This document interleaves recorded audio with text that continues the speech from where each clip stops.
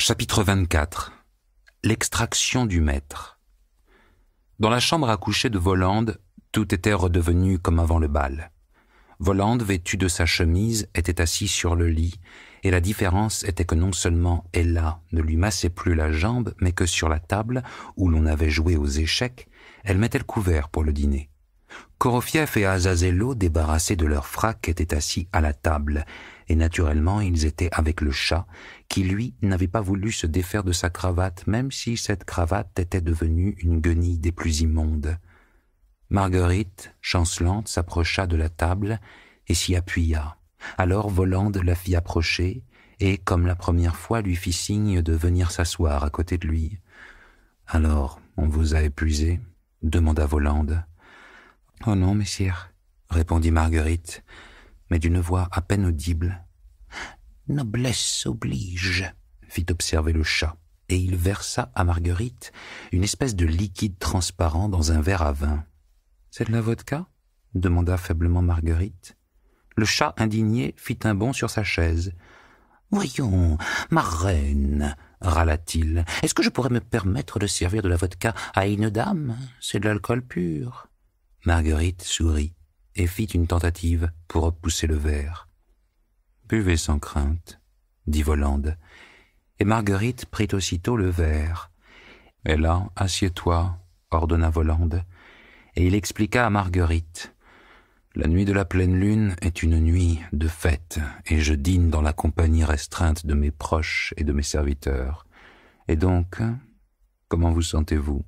Comment s'est passé ce bal harassant? » « Formidablement bien, » se mit à jacasser Korofief. « Tout le monde est charmé, amoureux, anéanti. Que de tact, de savoir-faire, de séduction, de charme !» Volande leva son verre sans mot dire et trinqua avec Marguerite. Marguerite vida docilement son verre tout en pensant que sa dernière heure était venue après une telle dose d'alcool. Mais il ne lui arriva rien de mal. Une chaleur vivifiante se répandit dans son ventre. Quelque chose lui frappa doucement la nuque. Ses forces revinrent, comme si elle venait de se lever après un sommeil réparateur. Et qui plus est, elle sentit qu'elle avait une faim de loup. Et quand elle se souvint qu'elle n'avait rien mangé depuis la veille au matin, sa faim flamba encore davantage. Elle se jeta goulûment sur le caviar. Béhémoth se coupa une tranche d'ananas, le sala, le poivra, le mangea, et ensuite il s'enfila un deuxième verre d'alcool avec un air si gaillard que tout le monde l'applaudit. Quand Marguerite eut vidé son deuxième verre, les bougies dans les candélabres brûlèrent plus clair et la flamme grandit dans la cheminée. Marguerite ne sentait pas la moindre ivresse. Mordant la viande à belles dents, elle s'extasiait du jus qui en ruisselait et en même temps regardait Béhémoth enduire ses huîtres de moutarde. « Ajoute-y du raisin tant que tu y es, » dit doucement Ella en donnant une bourrade au chat. « Je vous demanderai de ne pas me faire la leçon, » répondit Béhémoth. « J'en ai déjà fait des repas, soyez tranquille, j'en ai déjà fait. » « Oh, quel plaisir de dîner comme ça, devant la cheminée, à la bonne franquette, » jacassait Korofief, en cercle restreint. « Non, fagotte, » répliqua le chat, « le bal, ça a aussi son charme et sa classe. » « Il n'y a pas plus de charme que de classe. Et ces idiots d'ours, ces tigres au bar, avec leur rugissement, encore un peu, ils me donnaient la migraine, » dit Volande. « À vos ordres, messire, » dit le chat. « Si vous trouvez que ça n'a pas de classe, moi aussi, tout de suite, je me range à votre avis. »« C'est ça, oui, » répondit Volande. « Je plaisantais, » dit humblement le chat. « Et pour ce qui est des tigres, je les mettrai à la broche. »« Les tigres, ça ne se mange pas, » dit Ella. « Vous croyez? Alors je vous prie de m'écouter, » répliqua le chat, et, plissant les yeux de plaisir, il raconta comment, pendant 19 jours, une fois, il avait erré dans le désert, et sa seule nourriture avait été la viande du tigre qu'il avait tué. Tout le monde écouta avec intérêt son captivant récit, mais quand Béhémoth l'eut terminé, ce ne fut qu'un seul cri. « Bobard !» Et ce que ces bobards ont d'intéressant, dit Volande, c'est qu'il s'agit de bobards du premier mot jusqu'au dernier. « Ah, c'est comme ça, des bobards !» s'exclama le chat, et l'on pensa qu'il allait protester, mais il se contenta de dire avec humilité « L'histoire nous jugera. » Mais dites, demanda à Azazello une Margot que la vodka avait ragaillardie, c'est vous qui l'avez abattu, ce ci-devant baron? Oh, naturellement, répondit Azazello. On ne pouvait pas ne pas le tuer. Comment faire autrement? Ça m'a tellement émotionné, s'exclama Marguerite. C'était tellement inattendu. Il n'y a rien d'inattendu, répondit Azazello, tandis que Korofiev se mettait à gémir et se lamenter. Ah je pense bien que c'était émotionnant. Moi aussi, je tremblais comme une feuille. Et boum, le baron est sur le flanc. Moi, j'ai failli faire une crise de nerfs, ajouta le chat, finissant de lécher une cuillère de caviar. Il y a une chose que je ne comprends pas, dit Marguerite, et les étincelles d'or que renvoyait le cristal sautillaient dans ses yeux. Dehors, vraiment, on n'entendait pas la musique et en général tout le fracas de ce bal? Bien sûr que non, ma reine, expliqua Korofiev. Il faut faire ça de telle sorte qu'on n'entende pas. Il faut faire attention quand on fait les choses. Mais oui, mais n'est-ce pas cet homme dans l'escalier, quand nous sommes passés, Azazello et moi, et l'autre à l'entrée, je pense qu'il surveillait votre appartement. C'est juste, criait Korofiev. C'est juste, très chère Margarita Nikolaïevna. Vous confirmez mes soupçons. Oui, il surveillait l'appartement. Moi qui l'avais pris pour un maître de conférence dans la lune ou pour un amoureux qui se serait langui sur le palier. Mais non, il y avait quelque chose qui me rongeait le cœur. Oh, il surveillait l'appartement. Et l'autre aussi, à l'entrée. Et celui qui était sous le porche, pareil. Mais ça m'intéresse. Et s'il venait vous arrêter? Demanda Marguerite.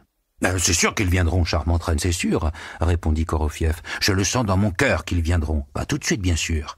Mais en temps et heure, ils viendront à coup sûr. Mais j'ai idée que ça ne donnera rien d'intéressant. Oh, comme ça m'a émotionné. Quand ce baron est tombé, disait Marguerite, qui visiblement était toujours en train de revivre le meurtre, le premier qu'elle voyait. Vous êtes un bon tireur, n'est-ce pas? Oh, je me défends, répondit Azazello.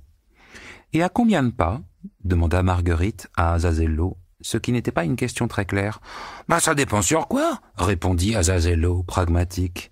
Une chose est de casser à coups de marteau les carreaux du critique Latunsky, c'est une toute autre chose de lui planter une balle dans le cœur. Le cœur? S'exclama Marguerite, portant étrangement la main à son propre cœur. Le cœur? Répéta-t-elle d'une voix sourde. Qu'est-ce que c'est que ce critique Latunsky? Demanda Volande à Marguerite en plissant les yeux. Azazello, Korofiev et Behemoth firent une espèce de mine contrite, mais Marguerite répondit, non sans rougir, « C'est un critique, hier soir j'ai tout démoli chez lui. »« Tiens donc, et en quel honneur ?»« Messire, expliqua Marguerite, il a causé la perte du maître. »« Mais pourquoi avoir pris cette peine vous-même » demanda Volande.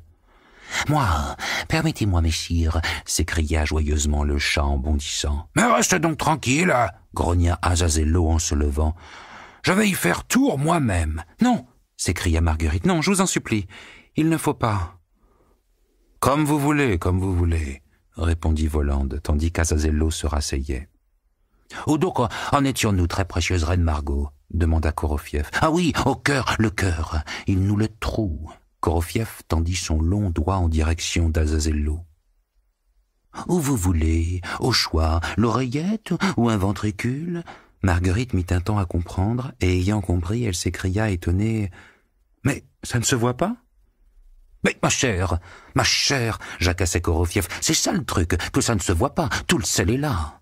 Une cible qui se voit, le premier venu peut la toucher. » Korofiev sortit d'un tiroir de la table un set de piques, le montra à Marguerite en lui proposant de marquer de l'ongle le point qu'elle souhaitait. Marguerite marqua celui d'en haut à droite, et là cacha la carte sous un oreiller et s'écria « C'est prêt !» Azazello, assis, le dos tourné, sortit de la poche du pantalon de son frac un pistolet automatique noir, en posa le canon sur son épaule, et sans se tourner vers le lit, tira à l'effroi joyeux de Marguerite. On sortit le set de sous l'oreiller troué, le point marqué par Marguerite était percé. « Je n'aimerais pas vous croiser avec votre revolver, » dit Marguerite en lançant un petit regard coquet à Azazello. Elle avait une passion pour tous ceux qui portaient quoi que ce soit à son point d'excellence.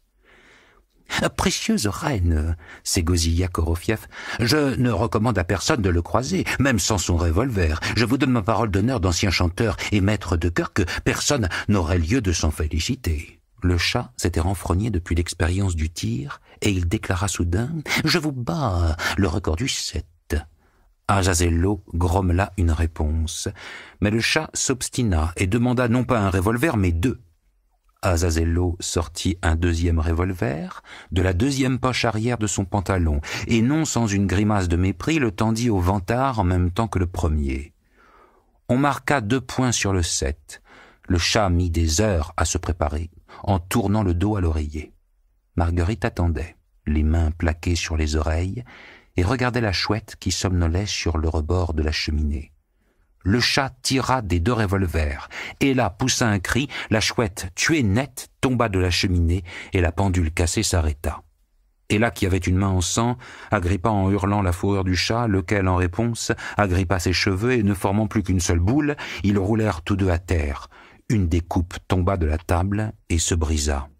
« Délivrez-moi de cette diablesse en furie !» hurlait le chat en essayant de se défaire de Ella qui était assise à califourchon sur lui. On sépara les lutteurs, Korofief souffla sur le doigt percé de Ella et la blessure disparut. « Je suis incapable de tirer quand on me parle dans l'oreille !» criait Behemoth qui essayait de remettre en place une énorme touffe de poils qu'il s'était fait arracher sur le dos.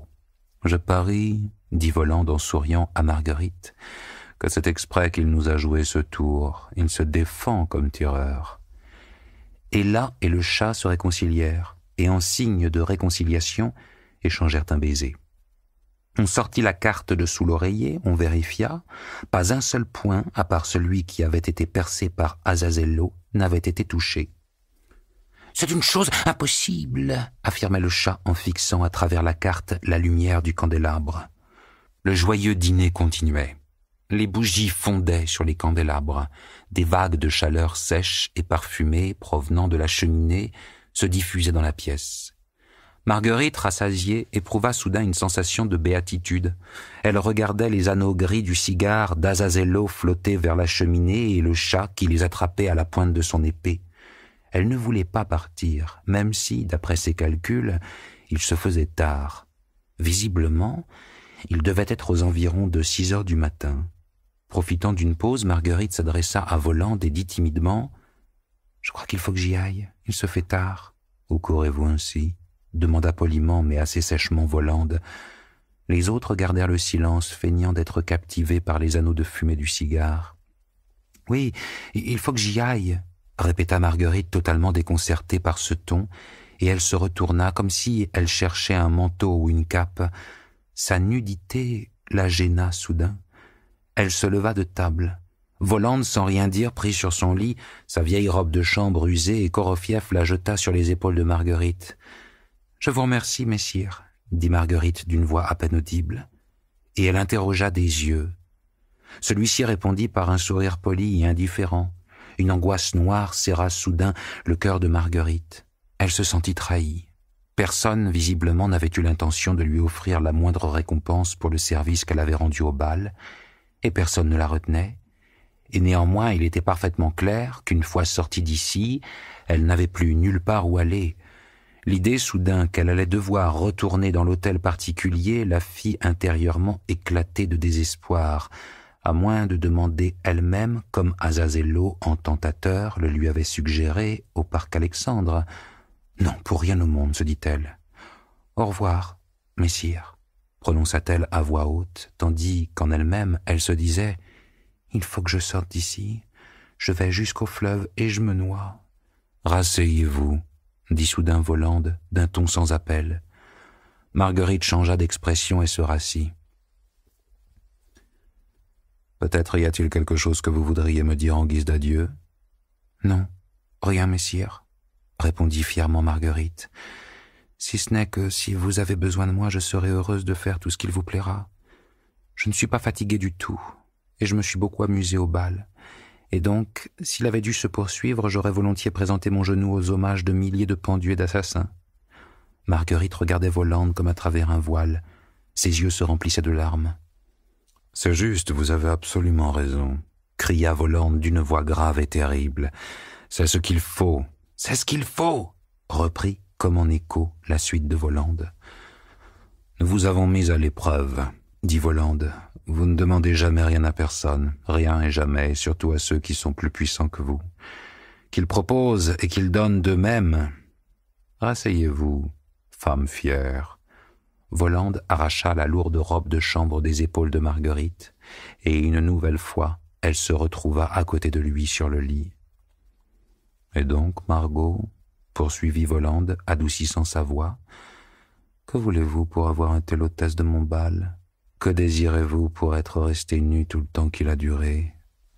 Combien estimez-vous votre genou? Quelles pertes vous ont infligé mes invités que vous venez de qualifier de pendus? Parlez. Et maintenant parlez sans contrainte, parce que c'est moi qui vous y ai invité. » Le cœur de Marguerite se mit à battre. Elle respira profondément. Elle s'était mise à réfléchir. « Mais quoi, courage ?»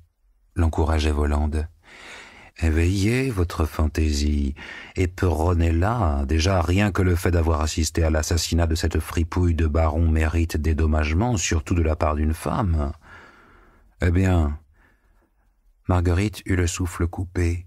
Elle voulut prononcer les paroles qu'elle avait préparées en secret dans le fond de son âme quand brusquement elle pâlit, ouvrit la bouche et écarquilla les yeux. « Frida, Frida, Frida !» lui cria aux oreilles une voix insistante, suppliante. « Je m'appelle Frida. » Et Marguerite, en bafouillant, parla. « Eh bien, donc, je peux demander une certaine chose. »« Exigez, exigez, Madonna, » répondit Volande avec un sourire entendu. « Exigez une certaine chose. » Ah, avec quel tact et quelle évidence Volande avait-il souligné en les répétant les mots mêmes de Marguerite. Une certaine chose. Marguerite soupira une nouvelle fois et dit « Je veux qu'on arrête de présenter à Frida le mouchoir dont elle s'est servie pour étouffer son enfant. » Le chat leva les yeux au ciel avec un soupir sonore, mais ne dit rien, se souvenant sans doute de son oreille tordue pendant le bal. Dès lors, reprit Volande avec un soupir bref, que l'éventualité que vous ayez été soudoyé par cet imbécile de Frida est à l'évidence exclue, puisque cela serait incompatible avec votre dignité de reine, je ne sais même plus que faire. Il ne me reste sans doute plus qu'une solution, trouver tous les chiffons possibles et encalfeutrer toutes les fentes de ma chambre. « De quoi parlez-vous, messire ?» fit Marguerite, stupéfaite d'avoir entendu ces mots, qui de fait étaient incompréhensibles. « Je suis tout à fait de votre avis, messire, » lança le chat, intervenant dans la conversation. « Oui, des chiffons. » Et d'un geste agacé, le chat tapa de la patte sur la table. « Je parle de la charité, » expliqua Volande sans quitter Marguerite de son œil enflammé. Parfois, par surprise, avec toute sa sournoiserie, elle arrive à se glisser par les fentes les plus étroites. C'est pour ça que je parle de chiffon. « Et moi aussi, c'est de ça que je parle, » s'exclama le chat, et, à tout hasard, il s'écarta de Marguerite, protégeant de ses deux pattes ses oreilles pointues enduites de crème rose. « File !» lui dit Volande. « Mais je n'ai pas encore pris mon café, » répondit le chat. « Comment pourrais-je filer ? » « Messire, par une nuit de fête, est-il possible de séparer les invités à sa table en deux classes, pour les uns la première et pour les autres, comme l'avait dit ce triste fesse Mathieu de Buffetier, la deuxième fraîcheur ? » « Tais-toi » lui ordonna Volande, et se tournant vers Marguerite, il lui demanda « À en juger par ce que je vois, vous devez être quelqu'un d'une bonté extrême, quelqu'un d'une très haute moralité. » « Non, » répondit Marguerite avec force, « je sais qu'on ne peut vous parler que sincèrement. Et je vous le dis sincèrement, je suis quelqu'un de frivole. Je ne suis intervenu pour Frida que parce que j'ai eu l'imprudence de lui donner un espoir ferme. Elle attend, messire. Elle croit en mon pouvoir. Et si elle est abusée, moi, je me retrouverai dans une situation terrible. Je n'aurai plus de repos de toute ma vie. Rien à faire, c'est comme ça. »« Ah, » dit Volande, « je comprends. » « Et donc vous le ferez ?» demanda doucement Marguerite. « En aucun cas, » répondit Volande. « Le fait est, ma chère reine, que là nous tombons dans une certaine confusion. Chaque service doit s'occuper de ses propres affaires. C'est clair, nos pouvoirs sont assez étendus, ils sont beaucoup plus larges que ne le supposent certains qui manquent de clairvoyance. Ah, sûr, ils sont beaucoup plus larges, glissa le chat qui n'avait pas pu se retenir et qui, à l'évidence, était très fier de ses pouvoirs. Silence, que le diable t'emporte, lui dit Volande, et il poursuivit, s'adressant à Marguerite. Mais simplement, en quel sens cela aurait-il de faire ce qui est du ressort, comme je l'ai dit, d'un autre service? Et donc moi, je ne le ferai pas. C'est vous qui le ferez. Parce qu'il en sera comme je le veux? Azazello lorgna ironiquement vers Marguerite de son regard borgne, hocha discrètement sa tête rousse et pouffa. « Mais faites-le, en voilà un supplice !» marmonna Volande, et faisant tourner le globe, il se mit à y examiner on ne sait quel détail, l'esprit visiblement ailleurs pendant qu'il conversait avec Marguerite. « Et donc, Frida !» souffla Korofief. « Frida !» cria Marguerite d'une voix perçante. La porte s'ouvrit toute grande, et une femme échevelée, nue, mais cette fois ne donnant plus le moindre signe d'ivresse, le regard frénétique, se précipita dans la pièce, les mains tendues vers Marguerite, et celle-ci prononça d'une voix solennelle « Tu es pardonnée. On ne te donnera plus le mouchoir. » Frida poussa un grand cri, elle tomba à la renverse, et resta étendue, les bras en croix devant Marguerite. Volande fit un geste, et Frida disparut. « Je vous remercie. Adieu, » dit Marguerite, et elle se releva. « Bon, allez, Béhémoth, » reprit Volande, « ne profitons pas de l'acte d'une personne dépourvue de sens pratique par une nuit de fête. » Il se tourna vers Marguerite. « Et donc, ça ne compte pas, parce que moi, je n'ai rien fait. » « Que voulez-vous pour vous-même » Le silence se fit, et c'est Korofief qui le brisa, en chuchotant à l'oreille de Marguerite. « Diamantine donna. Cette fois, je vous conseille d'être plus raisonnable, parce que la fortune, elle peut s'envoler. »« Je veux que, là, tout de suite, à la seconde, on me rende mon amant, le maître, » dit Marguerite, et un spasme lui contracta le visage. Là, le vent s'engouffra dans la chambre, si fort que la flamme des bougies se coucha. Le lourd rideau de la fenêtre s'écarta, la fenêtre s'ouvrit toute grande, et dans les hauteurs lointaines apparut une lune, qui n'était plus celle du matin, mais la lune de minuit.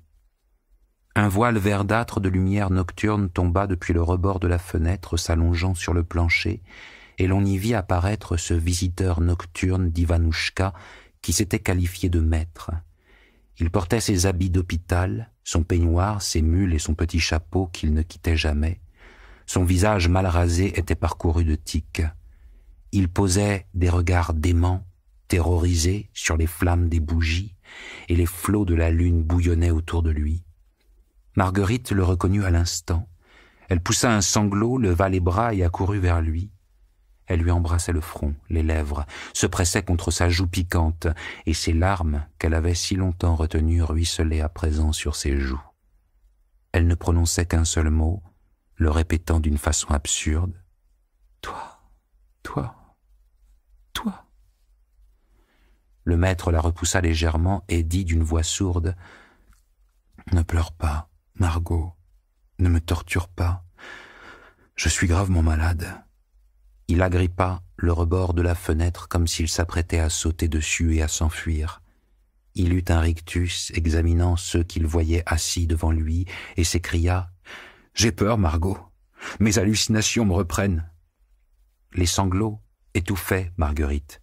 Elle chuchotait, ayant du mal à prononcer les mots. « Non, non, non, n'aie pas peur.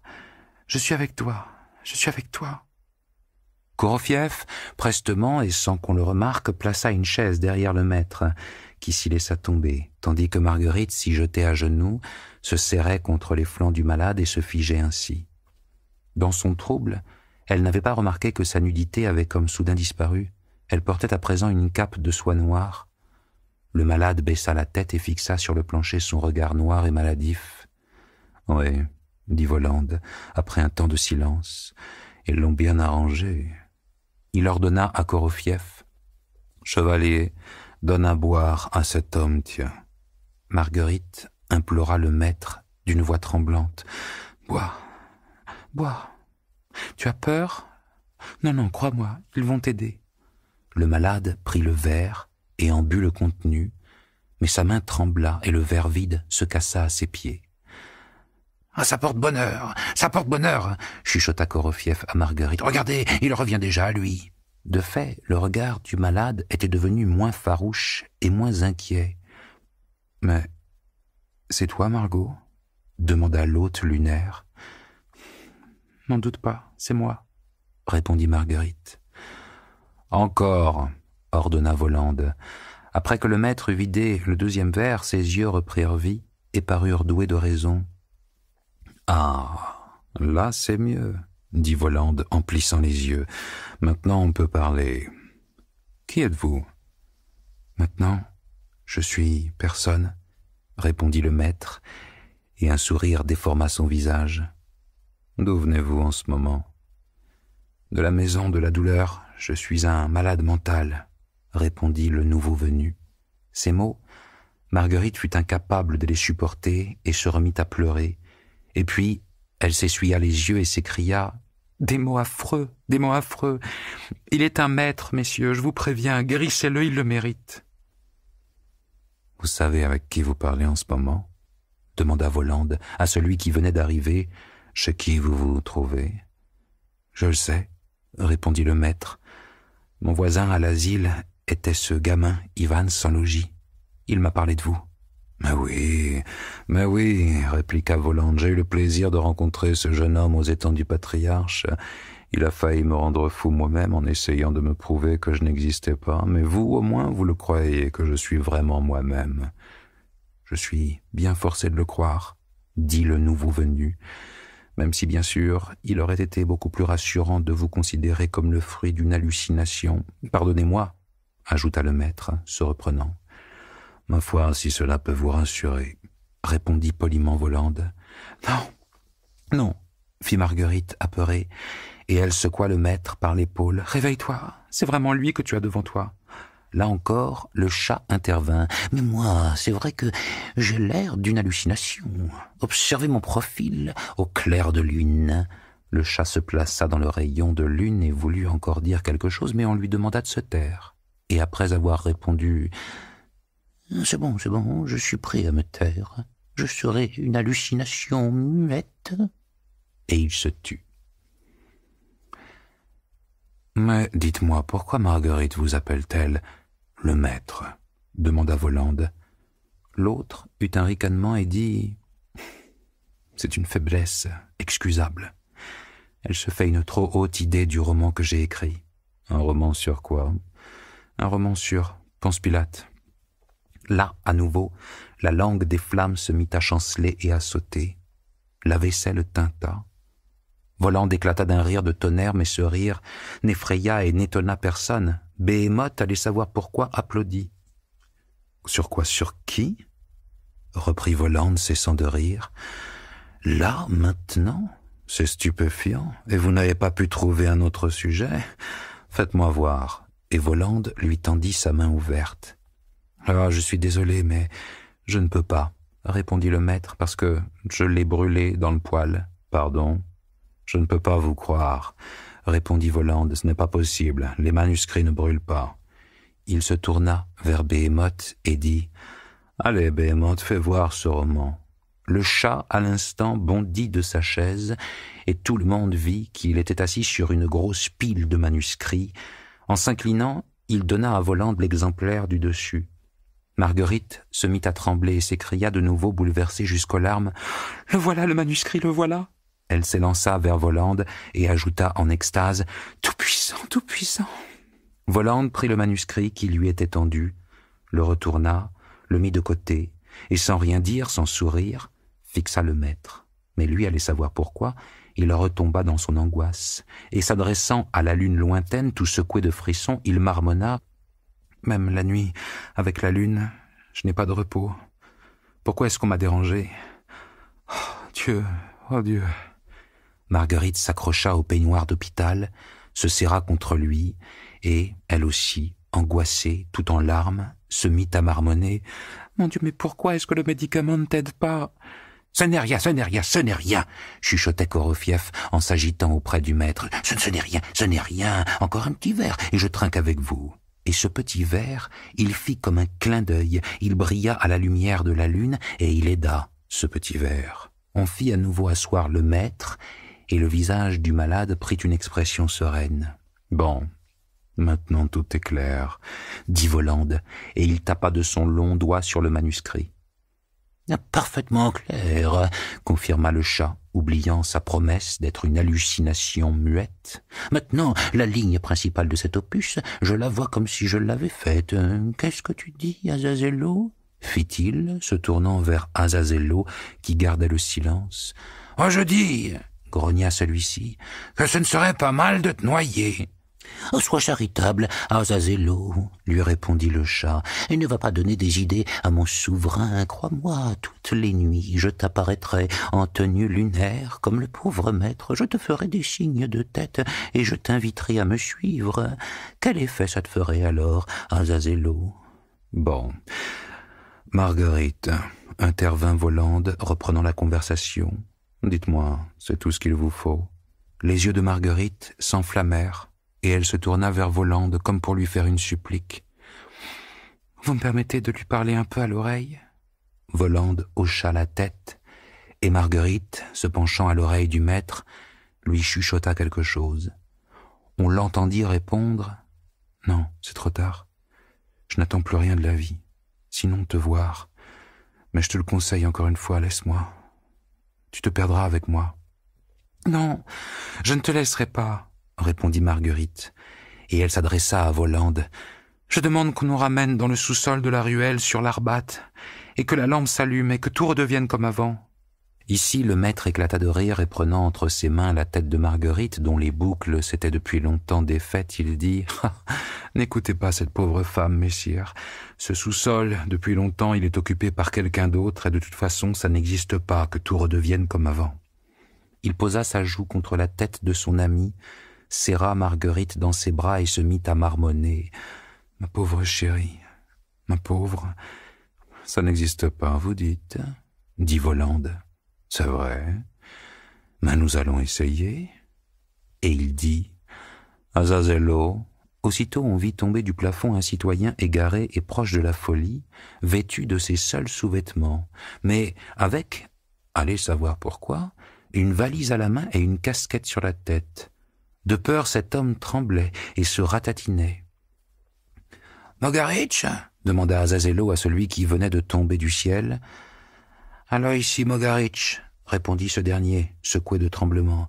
« C'est vous qui, après avoir lu l'article de Latunsky sur le roman de cet homme, avez rédigé une plainte contre lui en écrivant qu'il gardait chez lui de la littérature subversive ?» demanda Azazello. Le citoyen qui venait d'apparaître devint bleu et fondit en larmes de repentir. « Ah, vous vouliez vous installer chez lui ?» reprit Azazello d'un ton des plus aimables. Le feulement d'une chatte en furie résonna dans la chambre et Marguerite hurla avec un trémolo. « Reconnais-la, la sorcière, reconnais-la !» Et elle planta ses griffes dans la figure d'Aloïsi Mogaritch. Ce fut la confusion. « Qu'est-ce que tu fais ?»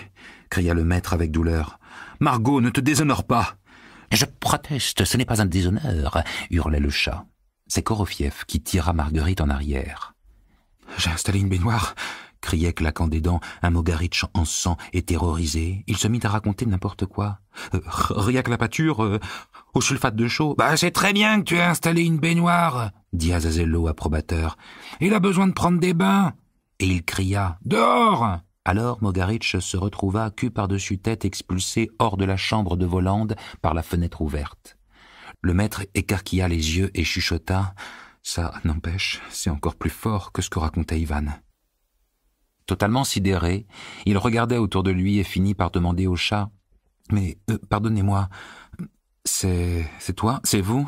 Il était perdu, ne sachant comment s'adresser au chat. « C'est vous, ce fameux chat qui a pris le tramway ?»« C'est moi, » confirma le chat flatté, et il ajouta « Il est plaisant de voir que vous êtes poli avec un chat. Les chats, allez savoir pourquoi, d'habitude on les tutoie, même si aucun chat jamais n'a trinqué avec qui que ce soit. » « Je ne sais pas pourquoi, mais j'ai l'impression que vous n'êtes pas vraiment un chat, » répondit le maître, hésitant. « On va me faire chercher, » De toute façon, à l'hôpital, ajouta-t-il timidement à l'intention de Volande. Mais où donc pourrait-il vous chercher? L'apaisa Korofief, et des papiers et des registres apparurent entre ses mains. C'est votre dossier médical? Oui. Korofief jeta le dossier médical dans la cheminée. Pas de papier, pas de bonhomme, fit Korofief sur un ton satisfait. Et ça, c'est le registre de compte de votre constructeur? Oui. Qui y est inscrit? Aloïsi Mogaric? Korofief souffla sur une page du registre. Hop! Il n'est plus là, et je vous prie de le remarquer, il n'y a jamais été. Et si le constructeur s'étonne, vous lui direz que cet Aloïsi, il a dû le voir en rêve. Mogaric? Qui c'est ça, Mogaric? Il n'y a jamais eu de Mogaric. Sur quoi le registre, avec son cordon noué, s'évapora entre les mains de Korofief. Et voilà, il est retourné dans le tiroir de votre constructeur. C'est vrai ce que vous avez dit, reprit le maître, stupéfait par la perfection du travail de Korofief. Pas de papier, pas de bonhomme. C'est précisément mon cas, je n'ai pas de papier. Je m'excuse, s'écria Korofief. Ça, c'est précisément une hallucination. Les voilà, vos papiers. Et Korofief remit des papiers au maître. Ensuite, se tournant vers Marguerite, il lui fit les yeux doux. « Et voilà tous vos biens, Margarita Nikolaïevna. » Il tendit à Marguerite un cahier au bord noirci par les flammes, la rose séchée, la photo, et avec un soin particulier, le livret de caisse d'épargne. « Les 10 000 roubles que vous avez versés, Margarita Nikolaïevna, nous ne prenons jamais le bien d'autrui. » « Que mes pattes se dessèchent plutôt que de toucher au bien d'autrui, » fit le chat, le poil hérissé d'indignation, tout en dansant sur une valise dans laquelle il essayait de faire rentrer tous les exemplaires du malheureux roman. « Et vos papiers à vous, » poursuivit Korofief, tendant des papiers à Marguerite. Ensuite de quoi, se tournant vers Volande, il ajouta respectueusement « C'est tout, messire. »« Non, ce n'est pas tout, » répondit Volande, se détournant de son globe. « Que voulez-vous, ma chère Donna, que je fasse de votre suite? Moi, je n'en ai pas besoin. » Là, Natacha fit irruption par la porte, nue comme elle était. Elle leva les bras au ciel et cria à Marguerite « Tous mes vœux de bonheur, Margarita Nikolaïevna !» Elle salua le maître de la tête et se tourna vers Marguerite. « Je savais bien où vous alliez. »« Oh, les femmes de ménage savent toujours tout, » remarqua le chat, levant la patte d'un geste qui en disait long. « C'est une erreur de croire qu'elles sont aveugles. » « Que veux-tu, Natacha ?» demanda Marguerite. « Retourne à l'hôtel particulier. »« Ma bonne Margarita Nikolaïevna !» supplia Natacha, et elle s'agenouilla. « Demandez-leur, » elle fit un geste vers Volande, « qu'ils me gardent comme sorcière. Je n'en veux plus de l'hôtel particulier. Maintenant, je ne me marierai ni avec un ingénieur ni avec un technicien. Tout à l'heure au bal, Monsieur Jacques m'a demandé ma main. » Natacha ouvrit son poing et y montra des pièces d'or. Marguerite interrogea Volande du regard. Celui-ci hocha la tête. Alors Natacha se jeta au cou de Marguerite, la couvrit de baisers qui claquaient et avec un cri de triomphe s'envola par la fenêtre. Nikolai Ivanovitch prit la place de Natacha. Il avait retrouvé son apparence humaine, mais il était extrêmement sombre et même visiblement irrité. « En voilà un que je laisserai repartir avec plaisir, » dit Volande, regardant Nikolai Ivanovitch avec dégoût. Avec un plaisir d'autant plus vif qu'il est de trop ici.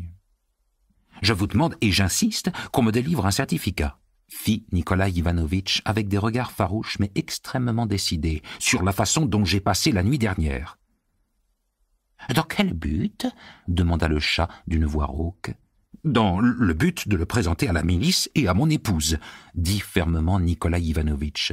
« Nous ne délivrons généralement pas de certificat, » répondit le chat se renfrognant. « Mais pour vous, nous ferons peut-être une exception. » Nikolai Ivanovitch n'avait pas le temps de reprendre ses esprits que Ella, toute nue, était déjà à la machine à écrire. Et le chat lui dictait « Je sous-signais, certifie que le porteur de la présente, Nikolai Ivanovitch, a passé la nuit susmentionnée au bal chez Satan après y avoir été entraîné à titre de moyen de transport, ouvre une parenthèse, Ella, dans la parenthèse écrit « Port gras, signé Behemoth ». Et la date, couina Nikolai Ivanovitch. « Nous ne datons jamais, dater le certificat perd toute valeur, » répliqua le chat. Il saisit la feuille de papier, sortit d'on ne sait où un tampon, souffla dessus selon les règles de l'art, imprima la mention « Payé » et tendit la feuille à Nikolai Ivanovitch. Ensuite, Nikolai Ivanovitch disparut, sans laisser de traces, et l'on vit paraître à sa place un nouvel homme que l'on n'attendait pas. « Qui est-ce encore ?» demanda Volande d'un air dégoûté. La main en visière pour se protéger de la lumière des bougies, Ratafia baissa la tête, soupira et dit d'une voix douce « Laissez-moi entrer, je ne peux pas être un vampire. L'autre fois, avec Ella, j'ai vraiment failli régler son compte à Rimsky, mais moi je ne suis pas sanguinaire. Laissez-moi rentrer. » « Qu'est-ce que c'est que ce délire ?» grimaça Volande. « Quel Rimsky? Qu'est-ce que c'est que ces idioties ?» « Oh, que messire ne s'inquiète pas !» répliqua Azazello, et il se tourna vers Ratafia. « C'est mal d'être grossier au téléphone. Ah, c'est mal de mentir au téléphone. Compris? Vous ne le ferez plus ?» Sous le coup de la joie, tout se brouilla dans la tête de Ratafia. Son visage s'illumina, et sans comprendre ce qu'il disait, il marmonna « Ah, par le vrai, c'est-à-dire, je veux dire, votre tout de suite après le repas. » Ratafia serrait ses mains sur sa poitrine et posait un regard suppliant sur Azazello. « Allez, va, rentre !» répondit le chat, et Ratafia s'évapora. « Maintenant, vous tous, laissez-moi seul avec eux deux », ordonna Volande en désignant le maître et Marguerite. L'ordre de Volande fut obéi à la seconde. Après un certain temps de silence, Volande s'adressa au maître, et donc le sous-sol de l'Arbat. Et qui donc écrira? Et les rêves? Et l'inspiration? Je n'ai plus aucun rêve et plus aucune inspiration, répondit le maître. Rien autour de moi ne m'intéresse à part elle. Et à nouveau il posa la main sur la tête de Marguerite. On m'a brisé. Je m'ennuie. Je veux retourner dans mon sous-sol. Et votre roman? Pilate? Je le hais, ce roman, répondit le maître. Il m'a trop fait souffrir. Je t'en supplie, demanda plaintivement Marguerite.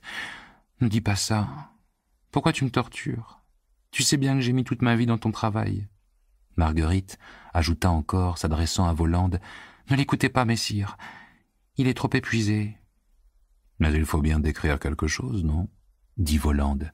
« Si vraiment vous n'avez plus rien à tirer de ce procurateur, eh bien, commencez à représenter ne serait-ce que cet alloy ici. » Le maître sourit. « Ça, Bobardinkova ne le publiera jamais, et puis ça n'a pas d'intérêt. » « Et de quoi vivrez-vous?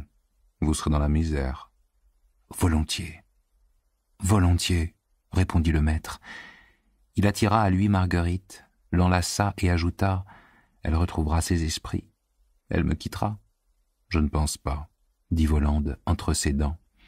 Et il poursuivit « Et donc l'homme qui a composé l'histoire de Ponce Pilate repart dans son sous-sol avec l'intention de s'y établir à la lumière de sa lampe et de vivre dans la misère ?» Marguerite s'écarta du maître et reprit avec une grande véhémence. « J'ai fait tout ce que je pouvais, je lui ai chuchoté ce qui pouvait le tenter le plus, mais il a refusé. »« Ce que vous lui avez chuchoté, je le sais, » répliqua Volande. « Mais ce n'est pas ça qui peut le tenter le plus. Moi je vous dirai, » s'adressa-t-il au maître en souriant, « que votre roman vous réserve encore des surprises. »« C'est bien triste, » répondit le maître. « Non, non, ce n'est pas triste. » dit Volande. « Il n'y aura plus rien de terrible. » Bon, Margarita Nikolaïevna, tout est fait. Avez-vous quelque chose à me reprocher? Voyons, mais voyons, messire. Eh bien, prenez ceci en souvenir de moi, dit Volande, et il tira de sous son oreiller un petit fer à cheval en or, incrusté de diamants. Non, non, non, mais comment ça? Vous voulez que nous nous disputions? Demanda Volande en souriant.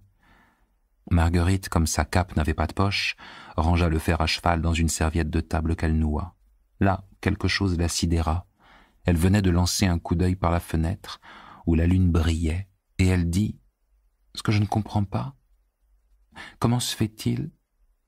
Il est toujours minuit alors que, depuis longtemps, ça devrait être le matin. » On trouve même un certain plaisir à étirer une nuit de fête, répondit Volande. Allez, tous mes vœux de bonheur. Marguerite, comme en prière, tendit les deux mains vers Volande, mais n'osa pas s'approcher de lui et s'écria tout bas « Adieu, adieu. »« Au revoir, » dit Volande. Et Marguerite en cape noire et le maître en peignoir d'hôpital sortirent dans le couloir de l'appartement de la joaillère, couloir où brûlait une bougie et où la suite de Volande les attendait. En remontant le couloir, Ella portait la valise où se trouvait le roman et les pauvres biens de Margarita Nikolaïevna, et le chat aidait Ella. À la porte de l'appartement, Korofiev s'inclina et disparut tandis que les autres sortaient les accompagner au bas de l'escalier. L'escalier était vide. Comme il franchissait le palier du 2e étage, quelque chose fit un bruit mou, mais personne n'y prêta attention. Juste au moment de sortir par la grande porte de l'escalier 6, Azazello souffla en l'air, et dès qu'ils se trouvèrent dans la cour que la lumière de la lune n'atteignait pas, ils virent, sur le perron, un homme en bottes et casquette qui dormait visiblement d'un sommeil de mort, et une grande voiture, tout feu éteint, garée devant la porte cochère. La vitre avant laissait vaguement entrevoir la silhouette du freux.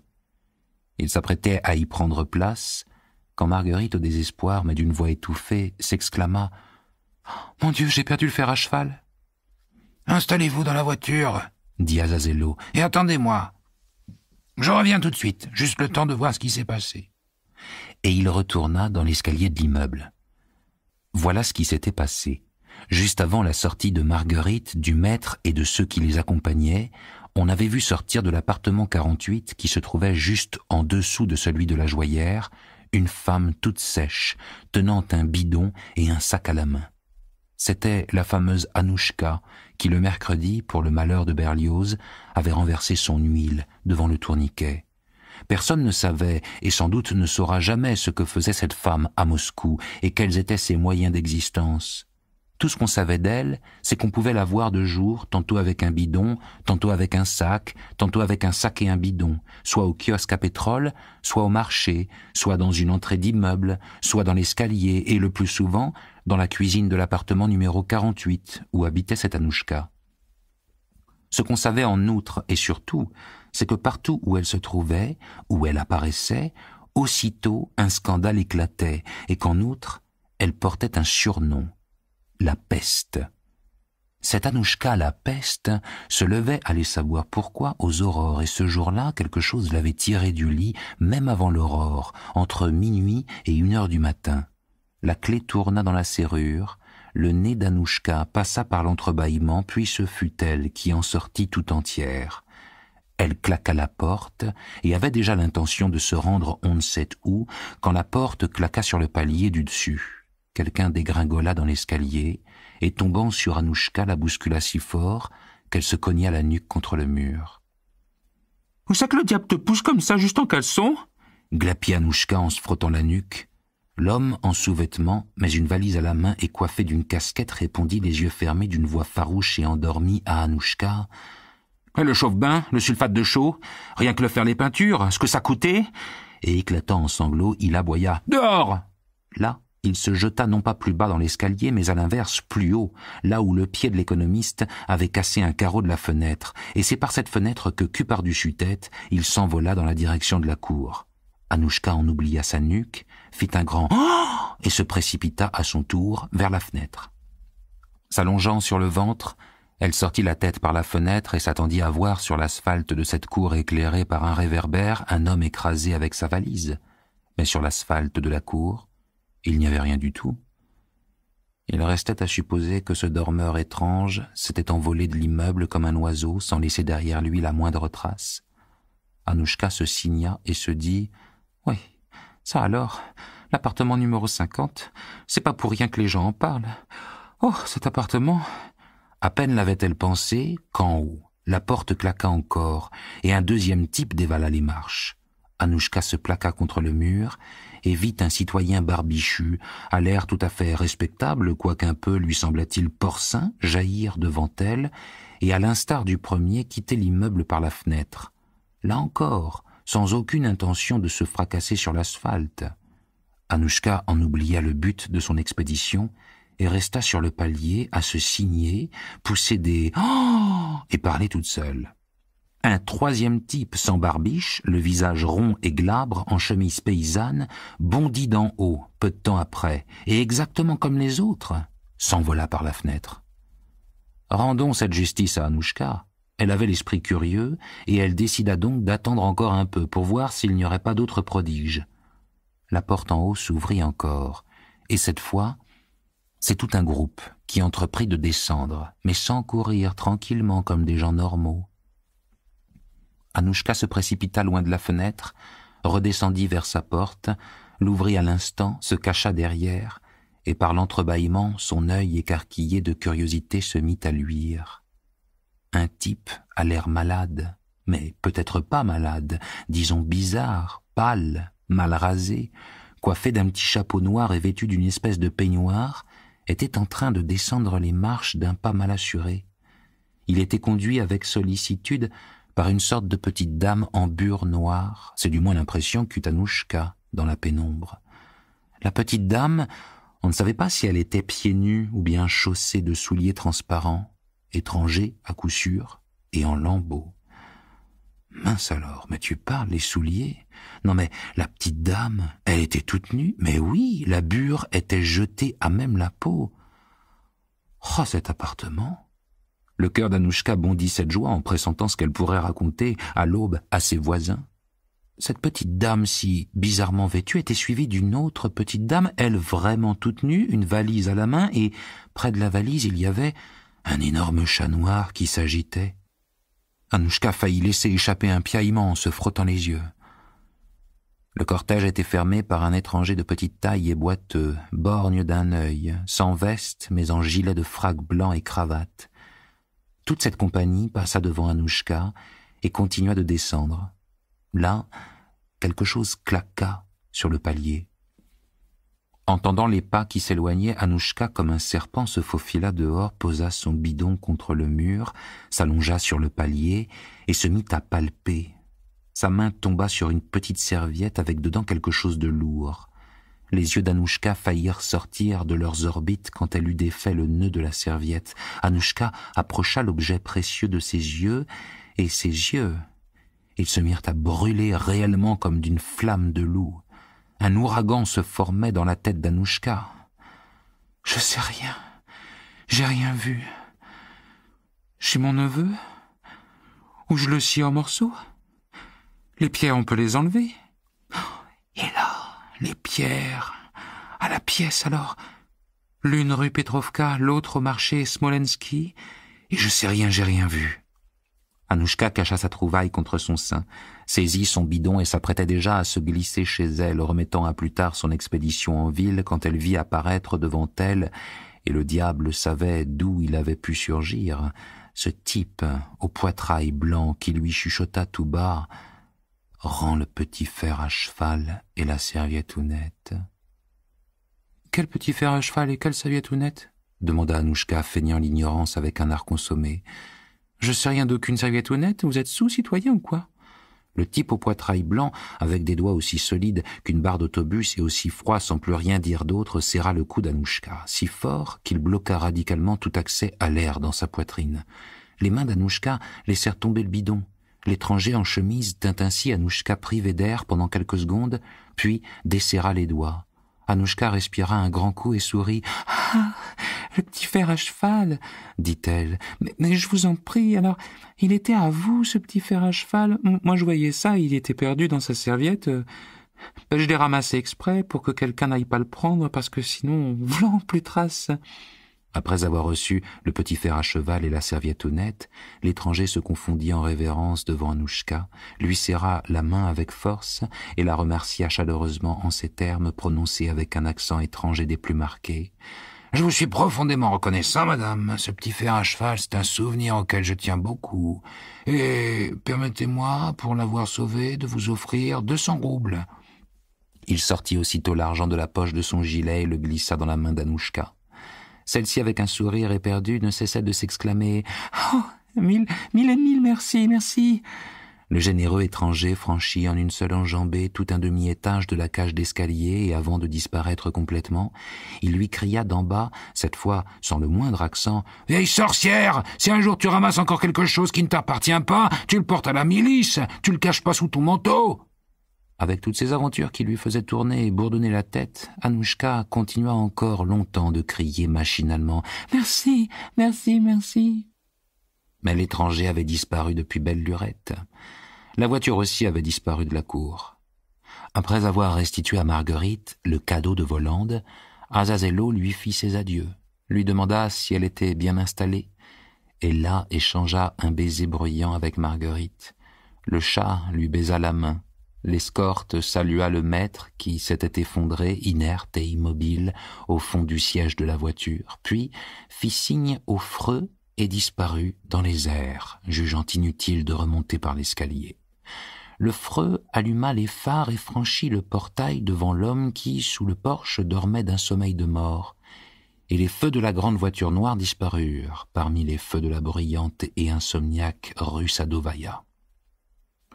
1 heure plus tard, dans le sous-sol d'une maisonnette d'une ruelle de l'Arbat, dans la première pièce, où tout était exactement comme avant cette terrifiante nuit d'automne de l'an passé, à une table couverte d'une nappe de velours blanc, à la lumière d'une lampe à abat-jour près de laquelle était posé un petit vase de muguet, Marguerite pleurait sans bruit sous l'effet de tous les bouleversements qu'elle avait subis et de son bonheur.